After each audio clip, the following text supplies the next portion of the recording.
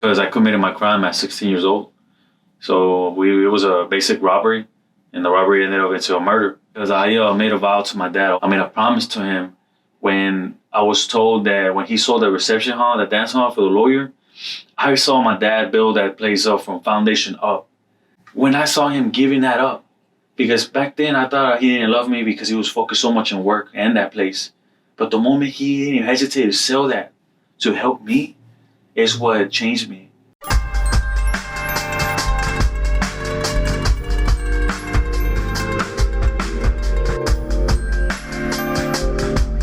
Well, it was pretty interesting the way that I came to meet you. Back in like 6 months ago, maybe? You connected with somebody in California. Somebody in California connected you with Damon West, and then Damon West connected you with me, and then it turned out you're a Lee College alumni, so everything worked out anyway. Yeah. Sort of your claim to fame since you've been out of prison is this TikTok that's reached tens of millions, so I'd like to talk about that. But just tell us a little bit about yourself, primarily like what life was like before you went to prison. Life before prison was very confusing. I had no self-identity as a child, so I just based my identity on what my homeboys said. So whatever lifestyle they followed, then I had to follow myself, because I feel like that was part of being at the time like a real man, or how they would put it, a real Mexican. But it was confusing. I didn't know what I was doing, and it is thanks to certain classes in prison that I'm able to break it down now, like Pues Fuerte en Manhood. And those are the classes that help me understand myself and be able to look back and explain my past the way I do now. Like I could use words like confused. I had no self-identity.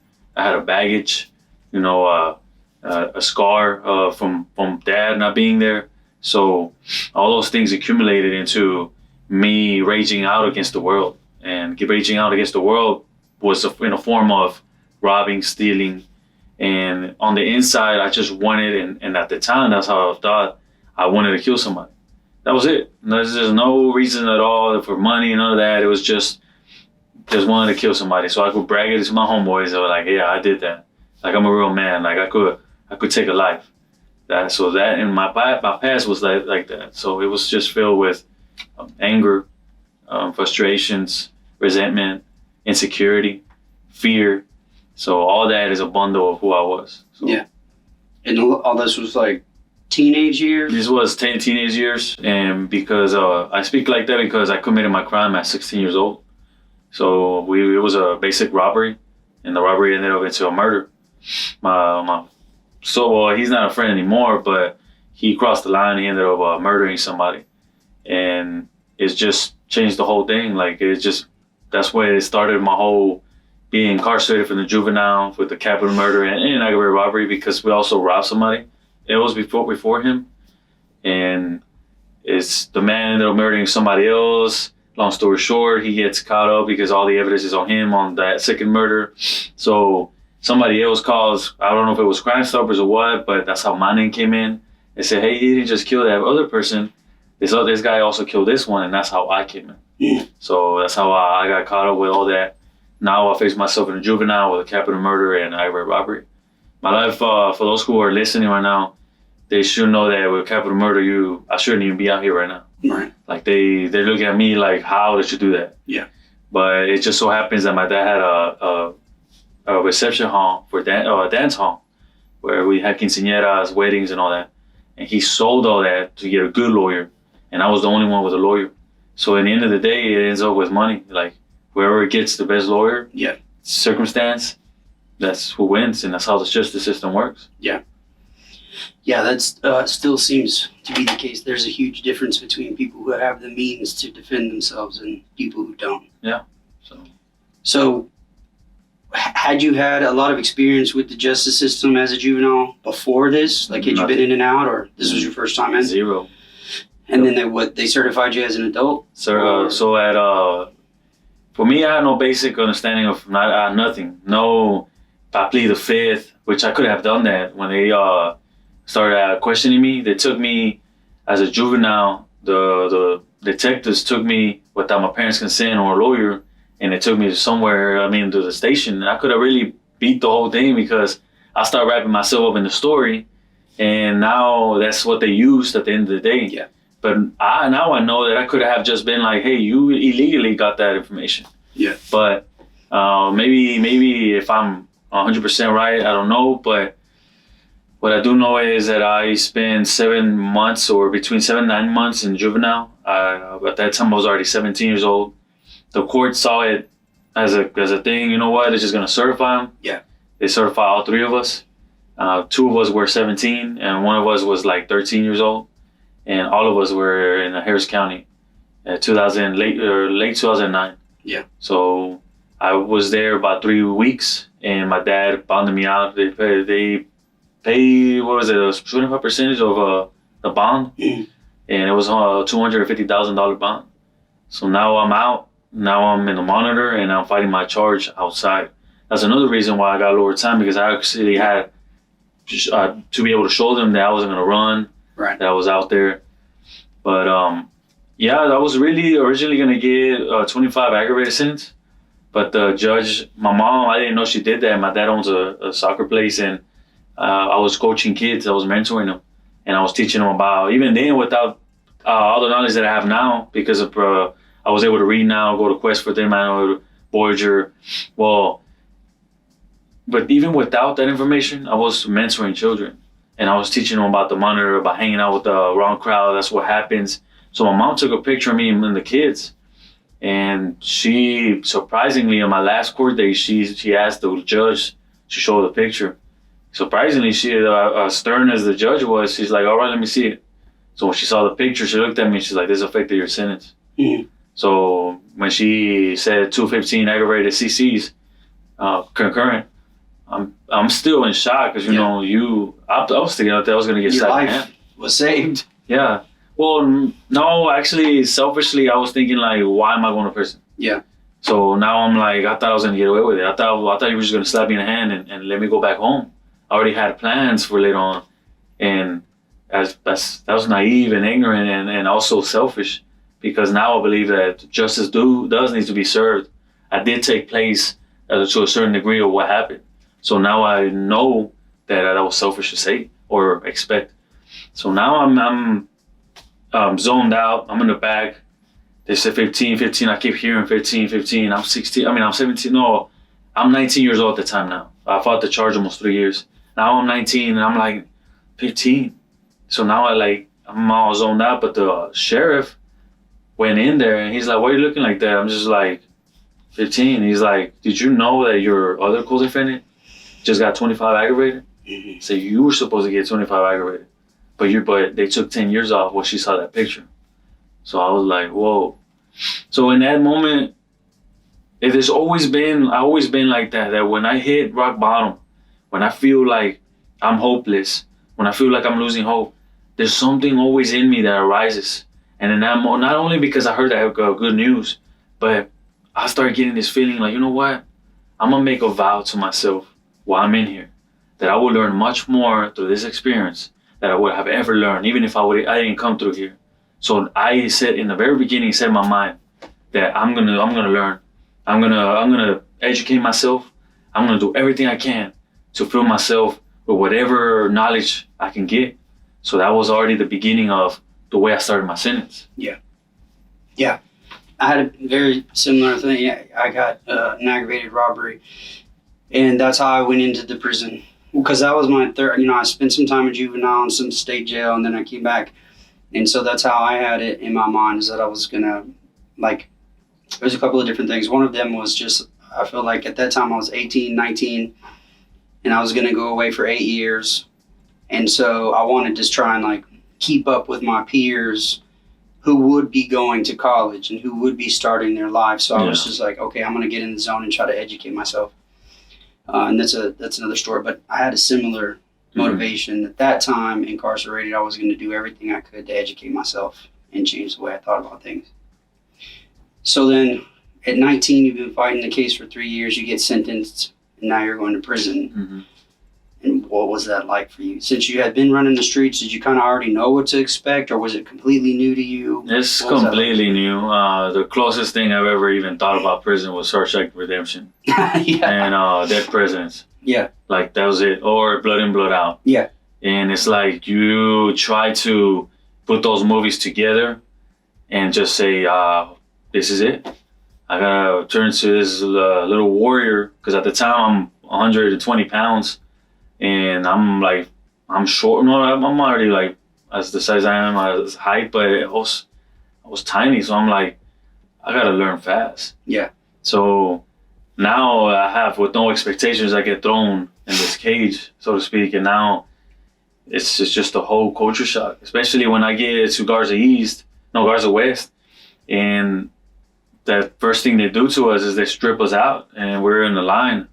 But my logic was, are they really going to get us naked when it's freezing? And it's because it was December and it's freezing and then it's raining. And it's like, are they really going to get us naked right here? Don't they know I have asthma? Like, I remember my mom used to be like, hey, you put your clothes on because we have asthma, this and that.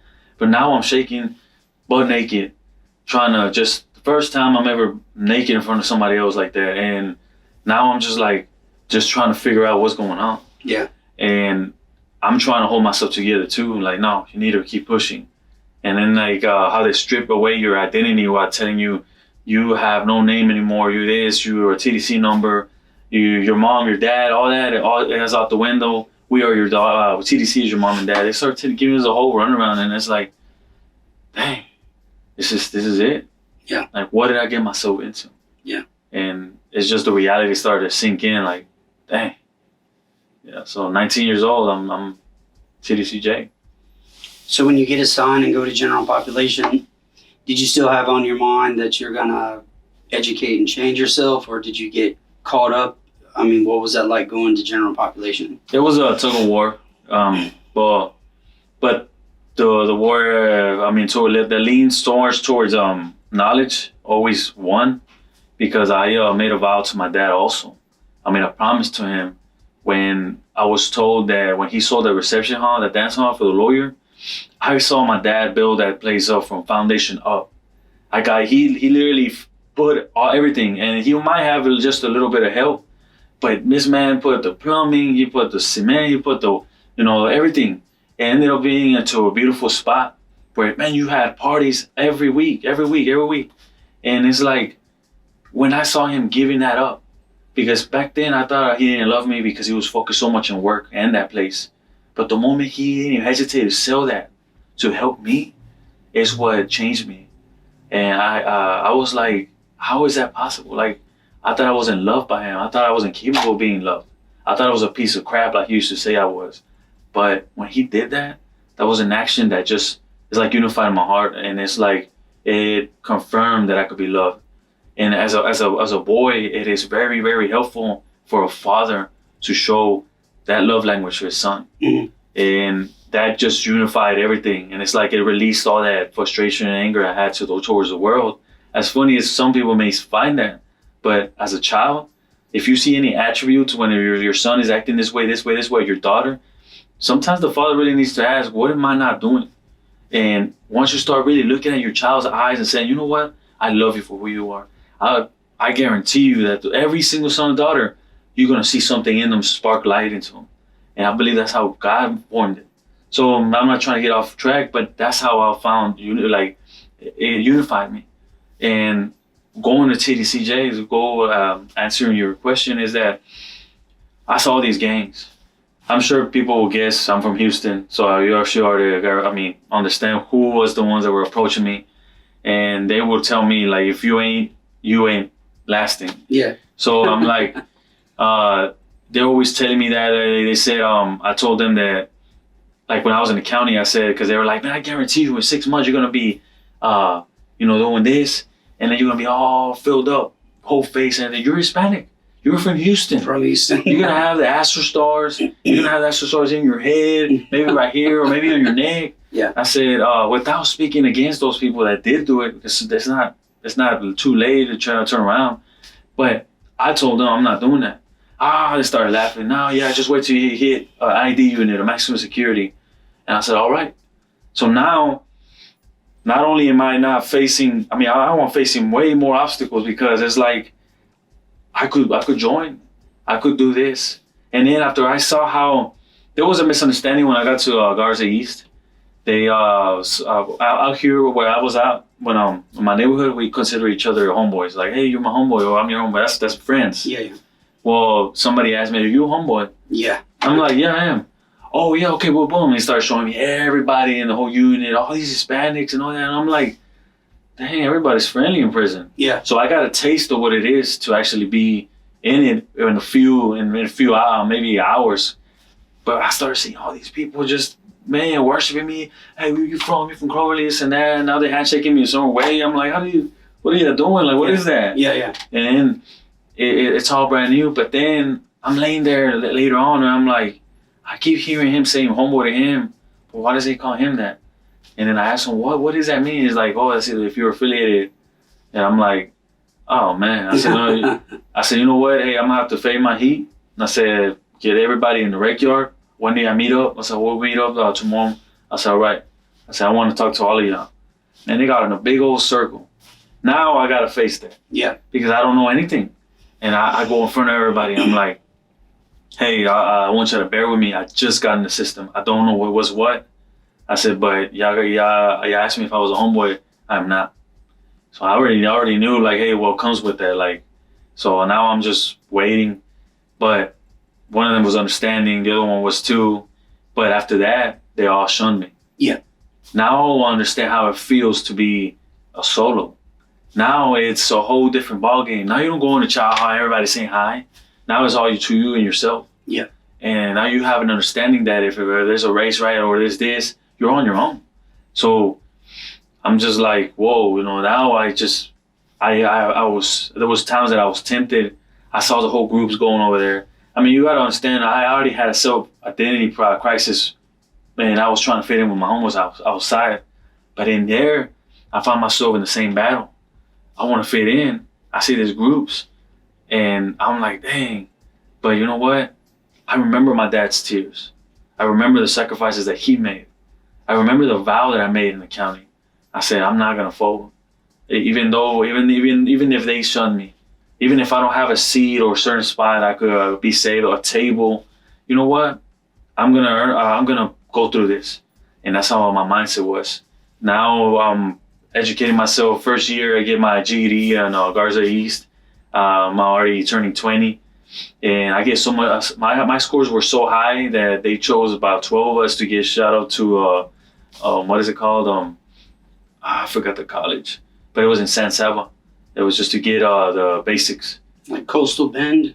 Forgot. Southwest Junior College? It was Central Texas, I believe. Oh, okay. Okay, so they sent me to Central Texas in San Saba to take Central Texas College.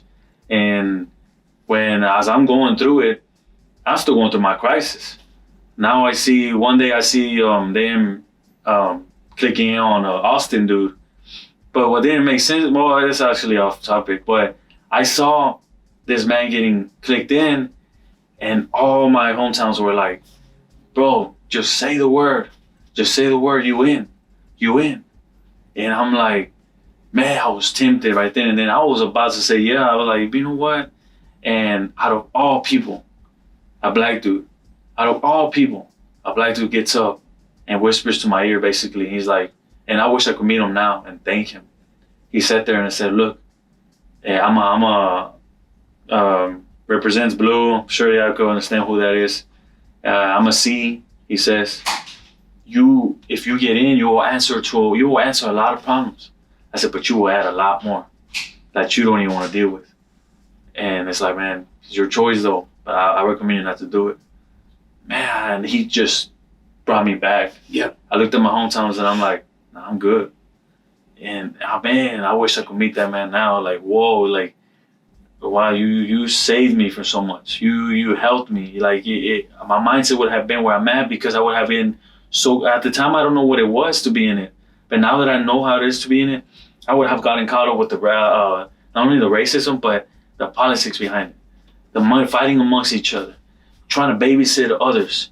And like, instead of being able to focus on myself, I have to babysit everybody else, make sure everybody else is oh, you're a part of us, so you gotta hang around with us. Oh, look, you don't hang around with us, man. Like, look, man, now we're trying to find ways to X them out. Yeah. You know, stuff like that. So me being solo, I didn't know the advantages, especially coming in a system where I was able to do that back, because back then it wasn't like that. Back in the 90s, 80s, I'm sure you know that it was rough when I was there, but not as bad as it used to be. Yeah. Thanks to that same gang who cleared up a lot of stuff. And knowing that history, eventually I was able to tell them, like, oh, you ain't lasting. But then I will tell them, but thanks to y'all had a mission for our solos who will come in and not get harassed and being able to do our time and go to school like I have been. I said, you see me, I don't hide from nothing. You see me, I'm respectful. I said, you see me, I don't come out here and act like I'm the toughest person in the world. I said, or a coward. I said, but you see me, I said, I'm investing my time in education, and it is thanks to y'all. So now they're shut up like, whoa, like this dude. Yeah. And it was actually thanks to apologetics that helped me reason like that. And they don't even know it. And it's like apologetics, Christian apologetics, or it's just apologetics, right? Yeah, apologetics is any defense of the faith. So Muslims could be doing it as well. But okay, well, Christian apologetics, yeah. So that was what equipped me. And the Bible where it says, be as wise as a dove, but be wise as a serpent, but gentle as a dove. And that is what helped me start seeking all that knowledge too. So now I'm going through the whole system. I know how to talk and reason with these people.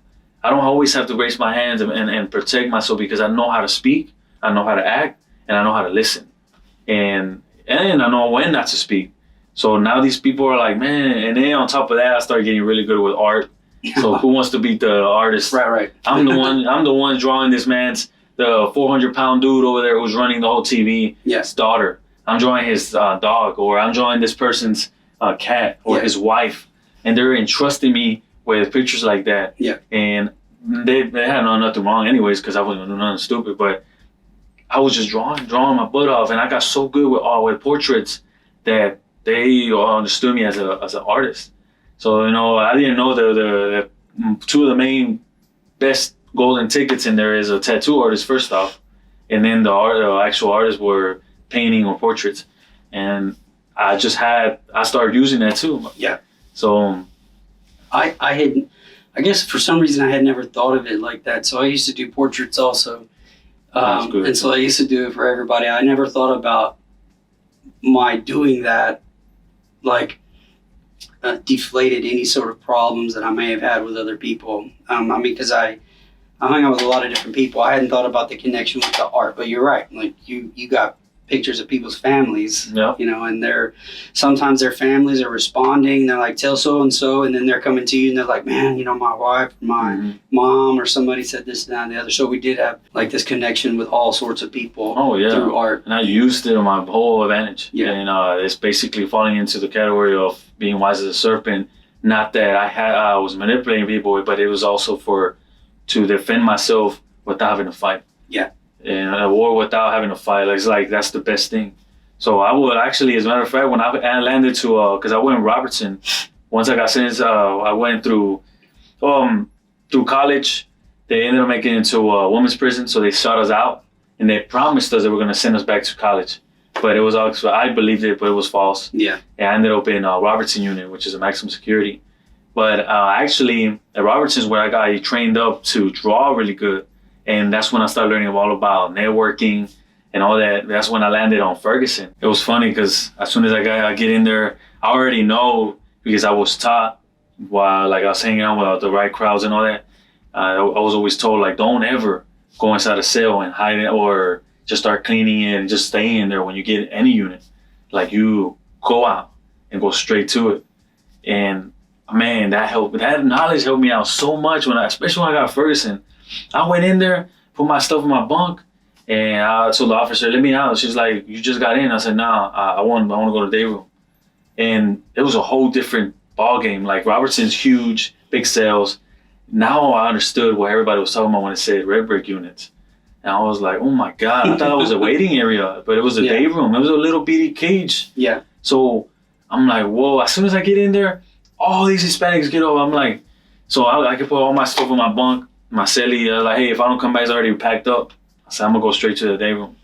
So I go in there, all Houston gets up. Look, you from H-Town? Like, yeah. Like, well, are you? And I was like, nah. I was like, oh yeah. I was like, yeah. I'm not gonna tell you I'm no. Well, no. They pointed me out to somebody that's from the neighborhood. So like, hey, Eastside, look over here. So as soon as he gets up, I'm just like, well, I mean, I gotta do what I gotta do.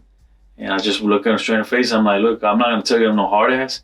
I said, but I will stand on my own ground, and I believe what I stand for. And I don't stand for nothing else but myself. Like, I need to stand for, I'm a solo. Yeah. So he's like, all right.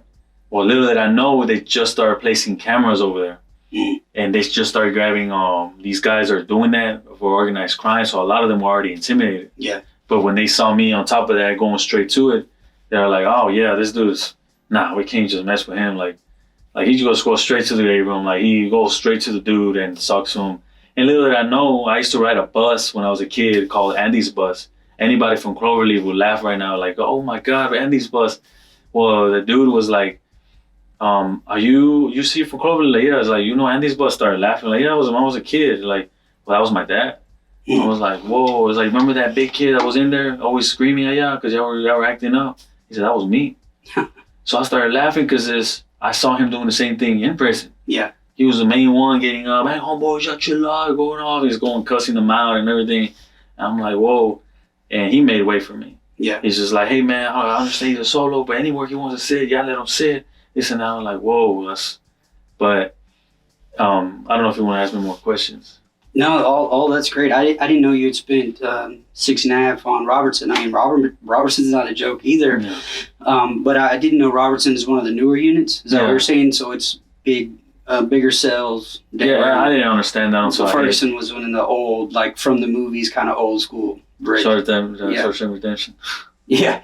So Ferguson is, so you were in college, years ago, then you go to Robertson, that was cut off, and then you get to Ferguson, and then you're able to get back in college? Yeah, so the reason why I went to Ferguson is because I signed up for college years ago. Okay. And I didn't start pressing the issue until I seen that they weren't calling me. Yeah. And I'm like, this is like, they can't be serious. Like, I've got 6, at that time I already got a set off, got a 2-year set off, 7.5 on my 15. And I'm like, are you seriously not going to send me back to school? All I'm trying to do is study. So I keep pressing the issue. I actually had my brother call somebody higher up, and I'm like, man, keep calling them, harass them. And finally they sent me. So they're shipping me, and I'm like, in my mind, I'm like, okay, I've been Robertson, maximum security. I hope they send me to a medium custody. Maybe like I could actually relax. And no, they sent me to a way worse place. Yeah. And they don't care. Like, they just went straight to it and like straight Ferguson. And I'm like, seriously? I'm like, no way. Especially when I got to Huntsville, they're like, oh yeah, you're going to Ferguson. I'm like, oh my God, like really? So now I'm in the middle of this day room, and I got this accounting book because I got to business management on Lee College. And I got this big old fat accounting book, and there's no in and outs like that. Mm-hmm. And sometimes like in and outs is, for those who don't know, is that when you're in a cell, they give you an opportunity to open the day room and the cell, and they let us basically switch or go back in the house or go back in the day room. And the officers, obviously, for those who also know that, is that a lot of officers are lazy and they're not going to do that. Yeah. So now you're 5 hours of no in and outs. So I have to study in the middle of everybody. Now everybody's going, oh, homeboy this, homeboy, handshaking this, handshaking that, doing this. The game is on. There's games over there. And next thing you know, in the middle of nowhere, just 2 fights going off over there. And I just got this accounting book. I make sure everything's all right. Nothing's going to happen to me. And I just study. Hey, man, what are you studying? What are you studying? This and that. Why are you studying that? Like, why? Why are you studying it? Like, why are you going to do that? Why aren't you just with us? Why aren't you? Yeah, now I'm trying to explain myself. Or, hey, I got a test tomorrow. Mm-hmm. And then I'm reading. But one of the craziest stories that when it comes to that is, I was in my cell one day and I was going to watch a UFC fight. And I told myself, you know what? I'm going to go watch that UFC fight. And I told myself, you know what? Nah, I got a test tomorrow. And I really got to study. So I'm going to stay in. So I open my book, my celly goes to sleep, and I start studying my book, my textbook. And next thing you know, I hear a scream somebody screaming, going through like the run. And I'm like, that's not an ordinary scream. You hear screams all day, every day. That, just like you know how to detect quick danger. And I'm like, something's going on. I grab the mirror, put it through the cell bars, and all I see is smoke coming in. Smoke. Oh, I'm like, my cellie wakes up and he's like, are you burning your hot pot?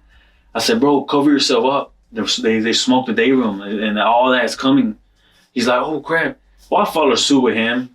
And he puts water on his rag. He puts it on his face. So I follow suit. Man, like about 5 minutes later, both of us are like on the floor. And we're just, I feel like I'm about to faint. I can't breathe. And especially it's burning now because I made the mistake of actually putting water on it. So now I'm just like, it's going on through there. And in the middle of me almost passing out, I remember an old man told me in Garza East, if they ever gas this place, I said, how many youngsters know this? I said, if they ever gas this place, go straight to the toilet. And I'm like, for what? He's like, grab a sheet or a blanket, cover yourself up, and start flushing it. It will create a venting system. And I'm like, all right. At the time, I was just like, okay, whatever. In that moment, I'm about to pass out. My cellie's slower, he's going down through there too. I said, hey, I'll grab a sheet. Come here. And I just put it over and I started flushing. At first, we're just soaking out, like everything's coming out of the toilet. But after a while, we start breathing again. And I just flushing. I flushed it for almost a whole hour, just flushing. And everybody else is going through there. People are fainting. People are, especially in the day room, they're going through there. Like, it's just, some of them are trying to break the window. Some going to the hospital because they actually like sliced their hand. The whole arm. Yeah. Trying to punch it. And that moment I was like, whoa, like it's crazy how certain lessons that I learned through Robertson that helped me go through Ferguson. And my cellie looked at me like the smartest person in the world. Like, how did you know that? And I'm like, I was just taught, bro. That's it. And he's like, dang, like we're over here talking normally. Everybody's going off, just coughing, fainting. And we're just talking like normal, but on the toilet. And it was amazing, but yet messed up experience because what happened was they were not doing in and outs like they should. So because the officers weren't going to comply, all the inmates sat down during count time. And when they told us to go outside so we could count y'all, they're like, we're not doing it. Like, nah, you don't comply with us. We gotta use the restroom in chip bags. We gotta like constantly do stuff like this. We refuse. So the sergeant she said, I wish I remember her name, I would have said it, but she's like, you know what? All right. Boom, she closes the door, grabs the 2 tanks and just throws them in there. No proper procedure, no nothing, no camera, nothing. She just goes straight to it, throws it in there, boom, it just blows up. All of them are going off. And at the end of the day, they all got major cases. All of them. Even the ones that weren't participating, they all got major cases. Some just got immediate custody, went right back to immediate custody. And the next few days, a lot of the guys got together, all races got together. And there was 2 guys specifically that they were like trying to lead it. Like, you know what, we need to start writing grievances. We need to get together and have a family together. Well, they watched the cameras and they got them for organized crime because they knew that they were getting together for grievances. And they sent them all, they started separating everybody, separating them all. And in that moment, I told myself, I'm walking on thin ice. Just being in this unit. How is it that I'm going through college for for business management, and I want to educate myself, but I can't. I cannot do this. And I told that to the counselor in school. I'm like, look, I'm sorry. I just found a paper that said for a caravans unit, as a faith-based unit, I'm going to sign up for it. But in order for me to sign up for this, I got to drop school. And the counselor was like, are you sure? Because you're going to be suspended for 2 years. And I'm like, sir, you don't know what we go through in here. I said, I walk in thin ice. I put myself in danger just by walking in this unit. Like, no, I'm not doing that no more. I said, I'm already coming up for parole. I just got denied this the second time, and I'm about to come up with the 3rd time. I'm like, I can't do this no more. So I signed up for caravans after dropping school. I get sent to a caravans unit, and that's where I started my school. But from there, I ended up going to a 6-month program. 6-month program told me it was a F5-6 program. I thought I made parole, but they told us that we were the first group in the state of Texas to go through that program without having parole. So I actually gave away all my hot pot, my clothes, and I went over there thinking I was going home, and they're like, no, you're not. What was it?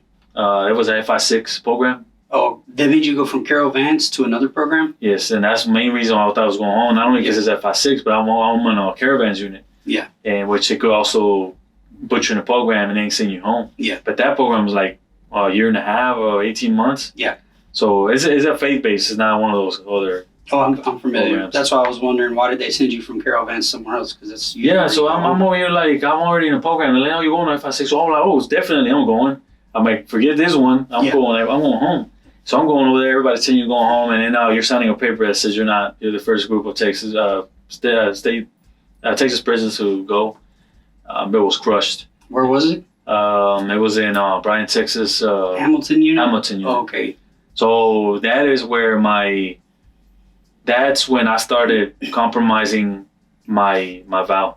That's when I started compromising myself. Like I started changing in ways where I started like behaving messed up. Because now I've seen, I got 9 years, so now I'm going on 10, I believe. I got 10 now. After 10 years, I see the guys are acting bad going home. The ones with worst cases are going home. But yeah, people like us who are going to school are not. So now I'm like, if you're not going to let a good guy go, then maybe if I act bad, you might let me go. So now my whole attitude changed. And that's when I started putting a lot of pressure on my brother, because my brother is actually going back years back, like at least 5 years. My brother started to work on trying to find people. Next thing you know, at Ferguson, he reached out to me. He went to visit me with a NASA badge. And he's like, look, everything that you've been learning, you've been giving back to me through letters and visits and in a phone call. I said, I took everything in, and that's why I'm in NASA now, thanks to you.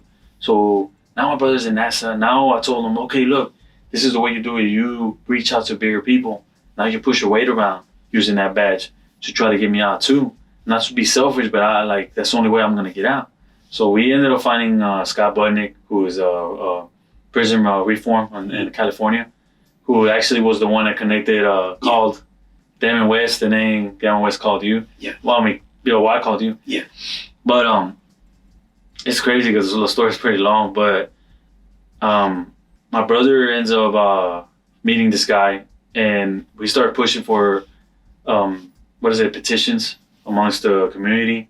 The community builds like 1,400 petitions they signed for my release, and I get denied again. But now I'm putting pressure on him because I'm like, I'm on this FI6 program. I'm not going home. They tricked me, and now I ended up getting sent. They told me, now that you went through FI6 program, I did 11 months on a 6-month program, and I go home. So I had to wake up early in the morning, feet on the floor, and follow procedure. But yet, if I would have gotten all the cases, I actually got about 20-something cases, and only one went through. Because every single time I would face the sergeant, I told him, I'm one of the ones that has no parole. Because then they were already, our group was the one that were like just fucking. We were like, so they knew us. And I told them, like, look, I'm going to be back, so might as well write it right there, like my statement. I'm going to be back, and I'm going to keep doing what I want to do. And a lot of them were like, all right. So they just throw it away. Yeah. I'm like, wow. Like, when I was trying to avoid a case, I got it. But now I'm trying to. It's like, they don't care. It was weird, but not to get off subject is, I ended up doing 11 months. I get sent to, after that, they say, can't go to a regular unit anymore. So now I actually get my wish that I can finally get sent to a right prison, which is called a private facility called Bradshaw unit. Mm-hmm. So in the Bradshaw unit, I didn't know that it was actually almost at the same level as Ferguson. I didn't know that. So now I get in there, and now it's flooded. It's flooded with everything. And me, with that mindset I had, I got caught up with the gang for a while. And I got so caught up that some of these gang members were like, why aren't you one of us? Like, you are homeboy, that's what they call it, homeboy material. Like, why aren't you one of us? And I told them, well, first off, I wanted to join you. I went to Robertson and Ferguson solo. And going to a private facility and joining, that's not right. I said, second, that's still not me. So, but I was basically one of them because I was always with them and all that, but I wasn't doing drugs. But I was the one actually pushing for a lot of other stuff. And at that moment, when I had something that would have gotten me 5 years, 10 years, I gave it to somebody else to hold it, and somebody else told on me. And then that same day, they ran into me. They put me in segregation. And in segregation, I realized like, wow, if it would have went a day before or a day after, they would have caught me with that. And now I'm about to see parole for the 4th time. And I'm in segregation. They're trying to give me a bogus case. They found a charger on somebody else, and they were trying to implant it on me because they were embarrassed. Basically, all I feel is they were embarrassed that they didn't have nothing on me. So now my mindset is like, wow, they're going to mess me over. I might get G5. I've never been G5, G4. So now I'm like, it's going to suck. Now that I got my 4th time seeing parole, I'm about to have 11 and a half years. And it's like, this is embarrassing. And then my brother was visiting me at that time, and now I finally see him behind glass because I always was contact visits. Yeah. So now I'm handcuffed and everything. I see him, and he's telling me like it's a shame for me to have to tell mom that you have potential risk of getting more time. Like what am I supposed to do? All the fight that I've been doing, we reached out to the dude in LA. We've been doing this. You see the petitions, and for me to having to tell everybody, oh, by the way, he just got 5, 10 extra years. Yeah. And it was embarrassing. But he spoke to the major finally listened, and he's like, you know what, I'm gonna take my risk, let him out. So let me out. Now I'm out. You would think that I would learn, and they were still so flooded that I was still messing around with some things, but I was already kind of drifting away from that. I was like, you know what, I need to come back. And I started refocusing on education, started going back to the library, always reading. And now I finally get a chance to get what I always wanted, a tablet. So they finally passed out what I always been telling everybody years before. I wish we had tablets like other states. And finally, so I finally get this, and I'm like, you know what? I'm gonna get lost in this 100%. I'm about to see parole anyways. So I started studying biographies in there, like reading other biographies. I started like going through all these different, like I was looking for every opportunity I could get in that. I wasn't getting stuck in the games. I wasn't getting stuck in the movies.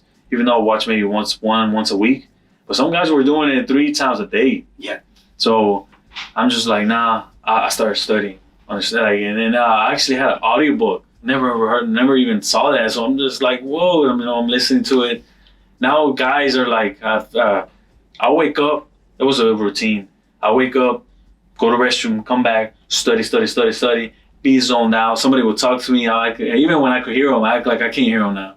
Because I feel like I got the excuse of the world now. Like, I don't have to listen to this anymore. Yeah. And some of these guys were like almost complaining, like, where you at?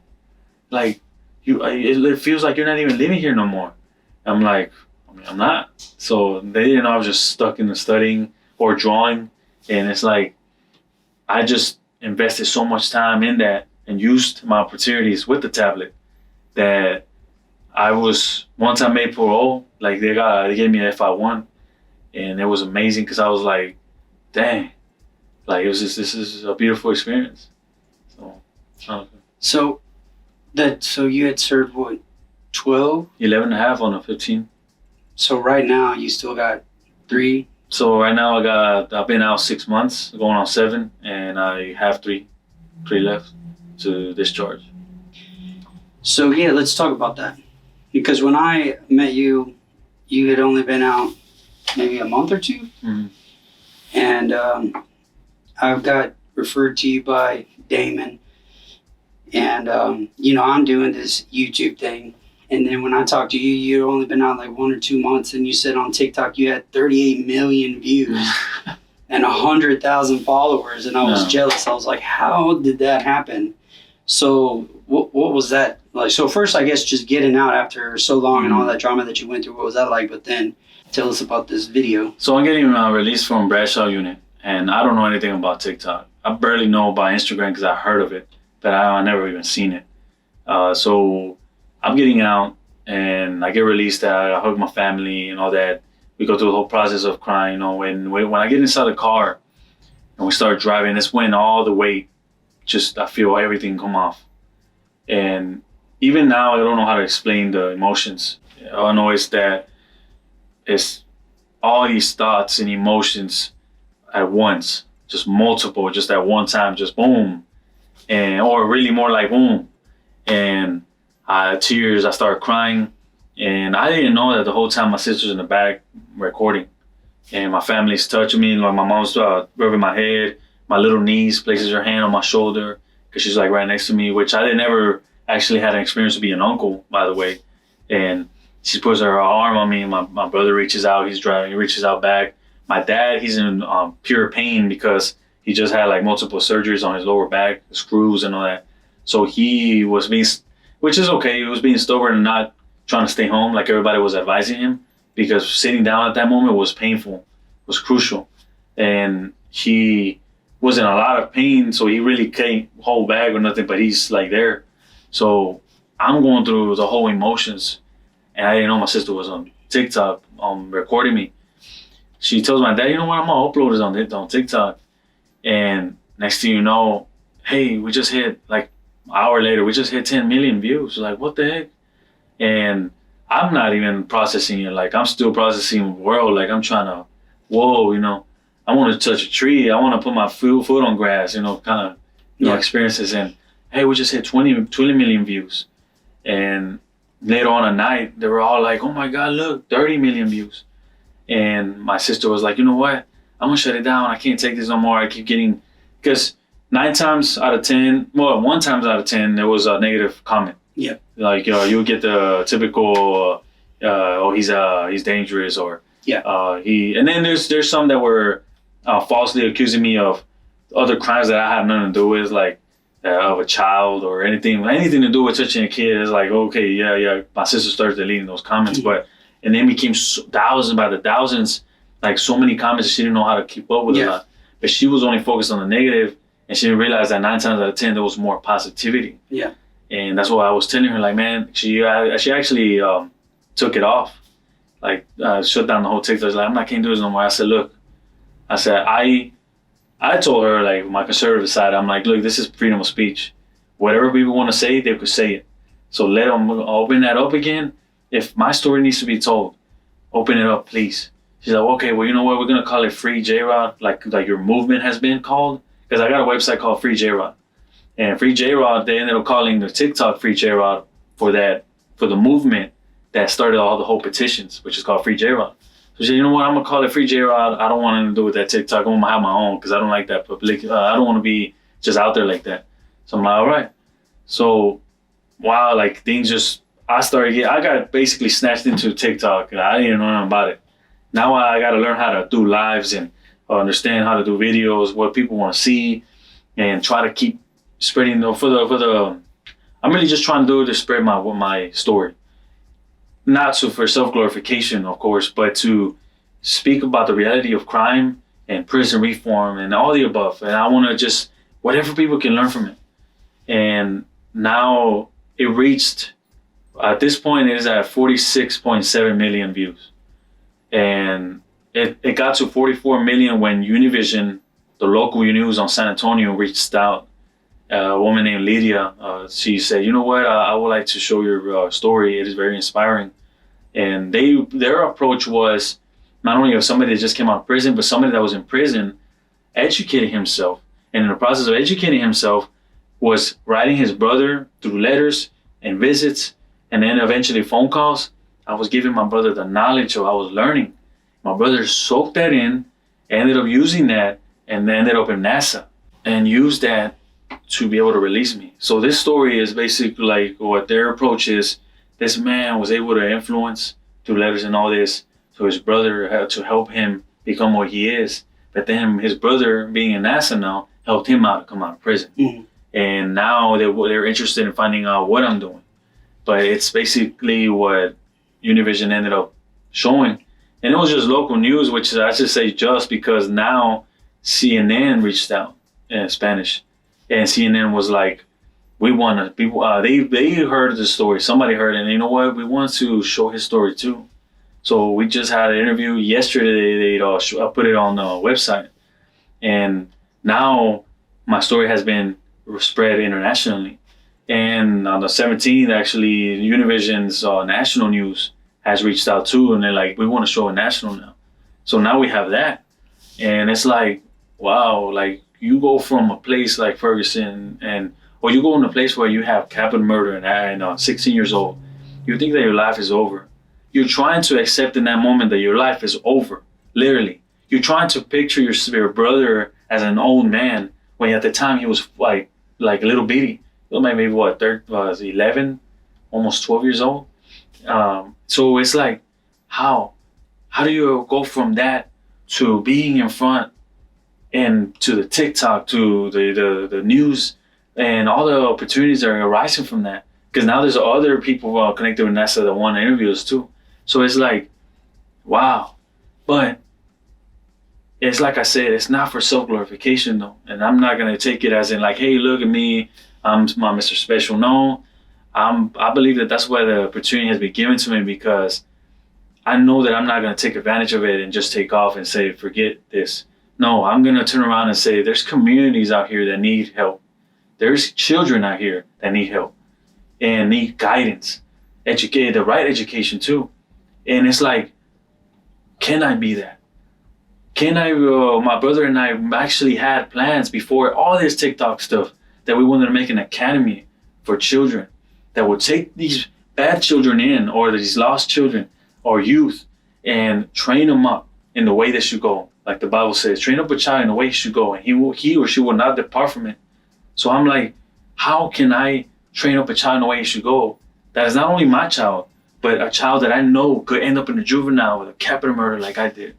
And I don't want to see that no more. I don't want to be like I was at 16 years old, as tiny as I was. And I look next to me at a visit, and I see a little boy running under a seat and everything. The mom's trying to tell her to stop. And I realized the little boy's in blues like I was. How is it that I was 16, this little boy was like 9, 8 years old? And supposedly he grabbed a gun that was for his dad's and shot his own brother. And now he's facing the justice system. And it's like, at 8 years old. So I'm like, that impacted my life, impacted my sister's life. That's why she's a social worker. And I'm like, you know what? I need to make a change. And I told myself in the very beginning, and it just so happens that it's like God formed it in ways where he uses TikTok, where now he uses the news medias and this podcast, that I'm sure that I hope and pray that there's a man, wherever he's at, or a woman that could listen to the story and be inspired. How important it is for us to not see the circumstance as it is. Maybe you might think that is the darkest spot in your life. You don't have a chance, but there is a chance. And I've heard that many times. And I remember that I was in Harris County, and I would hear all these volunteers about, hey, I've been out this long, and I thought my life was over, and like life turned around, and I'm using it for the better. And I always feel like it couldn't happen to me. In that moment, I was like, yeah, but you don't know my situation. Like, you don't have this, you didn't go through this. Like, not to say that they weren't going through nothing, but you specifically tried to break down why it's not going to happen to you. Yeah. So I wanted to speak to those men and women who are especially incarcerated, that you do have a chance. Your life could be used. And my life was used even in there. When I was reaching out to people, I eventually became that guy that people would go up to me and they will receive advice. And through the knowledge and understanding that I knew, thanks to the Quest for Authentic Manhood and all the other classes and the investment of all the books that I read, I was able to give the best advice to certain people. And a lot of them ended up telling me, like, hey, like my Sally on Ferguson, they said, I seen how much you've been studying. I seen how much you've been investing your time in books. And I want to tell you that I just got my GED, and because of you, I signed up for Lee College too. And it hit me. It made me like break down, like cry even then, because I was like, what? And there's also like other gang members that told me, hey, I slid back because of you. Like, how, why? Like, no, because I seen the way you act. I seen the way you behave. I seen that how you could do it without it. And it just encouraged me not to do it. And now there is people amongst you. There's people that you're writing. You're talking on the phone. These are the people that you can invest your time in. These are the people that you can use your testimony. You don't have to be Univision or CNN like I'm doing it now, which I don't know if it's going to grow even bigger or not. All I know is that if it's as far as it goes, I pray that those stories, that my story that has been spread through Univision and CNN in Spanish, that it helps the people that God wanted me to help. Even if it's just one person, out of all the things that I've done, out of all the things that happened, if it's just one person, then at least I know that my story was used. So I would like to reach out to those people amongst they're incarcerated, that you do have a chance and God can use you. Yeah, it's because I do this kind of work, I'm kind of biased. I always forget that there's like still new people coming into the system, new people who haven't heard stories like yours. And so there's unfortunately always a population of people who need to continuously hear this kind of story. To me, now, like somebody just the other day was in a class with me and he was like, I've done 11 years so far. I'm going to end up doing 20. You know, is college even a reality for me when I get out? Is this a reality for me? And to me, it is. Like, I know so many people who have been successful, but then I had to remember, like, okay, well, here's a person who's never met me or heard stories like yours. And so they're asking questions that they think are really significant. They don't see any kind of hope. But to me, it's like, yeah, it is. You know, It's not as big a deal as you think. So there's unfortunately always a new population of people that need to hear these stories and understand that there's hope, that there's a way out of the madness, that their life isn't over just because they got sentenced to prison, regardless of how much time it is. So especially for a person who just got in, what are things that you would suggest to them about how they should do their time? Like, they've heard your story, but directly, how should a person, spend their time in prison? So there's a saying that impacted me. It's from Annie Dillard, and she said, how you spend your days, it does how you spend your life. How you spend your days, it does how you spend your life. So if you invest your time, those weeks, those months, like typically, what I've seen, typically an inmate or a person that's incarcerated sits down and maybe like 6 a.m. when TVs are on, watches the news, watches the movies, and goes to the restroom, goes back to the TV, goes mess around with his homeboys, goes back to the TV, goes to sleep, and that's wrap. And over and over again. If you're going to be locked up for a long time, you will justify yourself to do something like that. But things can change. Opportunities can arise. Let's say that things just change out of 5 years from now. You think that you're gonna be locked up forever, but laws change or something happens, an opportunity happens, and they open the doors for you. And all you were doing is frozen in time. That's what I call it, like arrested development, where you're not even developing because all you're doing is zoned out and just trying to either find a coping mechanism so you won't face reality. And a lot of people in prison use the TV and drugs. So why would you spend your time like that when they open the doors for you? Will you be the one that comes out and you don't even know what to do? You're like, oh my God, I'm still, now you're a 40-year-old body, but you're still 19 years old when you went in. And now, because you didn't allow yourself to develop by facing reality, by facing the problems, because as you face these things, as much as it hurts, you grow from it. That's the thing. That's the beauty about humans. Even physically, you get something like a callus, and next thing you know, it gets tougher, and now you can even handle that situation or handle that tool. And it's just the same way with the soul and the mind. It's like you can do the same things by facing these things, regardless of the circumstance. Invest your time. Don't waste your time. There's a way difference. You could waste your time or you could invest it. And people know what the differences are. I could either waste my time watching all these TNT shows and all these CSIs, or I could start investing and by studying, by finding, well, first off, not a lot of people out here. Now that I'm out here, I realize that a lot of people are even in prison out here, but the worst prison because they're in the mind, but they think they're free. So it's like, if you know yourself, if you start asking questions like, who am I? Because prison gives you enough time, or maybe even any circumstance, really, if you let it, you can sit down and ask yourself the basic question, who am I? Instead of the statistics of these sports players, and I know every school, every college, now I know even the names of the children. Man, discard all that. Who are you? What are your statistics? What are you good at? What are you bad at? So you start analyzing yourself, finding yourself out, and the more you know yourself, it puts you at an advantage than most people, a lot of people that I've seen out here. A lot of people out here now, want to tell me you wasted your life in there, you wasted all your 20s, because I ended up doing 19 all the way to 30 years old. And a lot of them were like, oh man, you wasted your time. I don't explain myself though. I don't sit there and tell them, oh, I did this. I'm like, okay. But on the inside, I know that I invested 11 and a half years. And out of those 11 and a half years, I might have wasted 20% out of the things that I was doing when I got caught up. But it still has put me at a more farther and advanced in a mindset than a lot of people. And I don't sit here and try to down them. It's just that by you knowing yourself, I knew myself. Then when I started finding out who I am, I started learning about business because I realized that I'm an entrepreneur. I love that. And I love business, so I started learning about that. And also psychology, so to understand myself, religion, all the above. So now I constructed upon my foundation of who I am. And I'm able to apply these things out here. So now because I'm trying to tell everybody, like, you can know yourself. You, even no matter how long you're being locked up, start finding out. And then by knowing yourself, you start filling out yourself with knowledge upon who you are.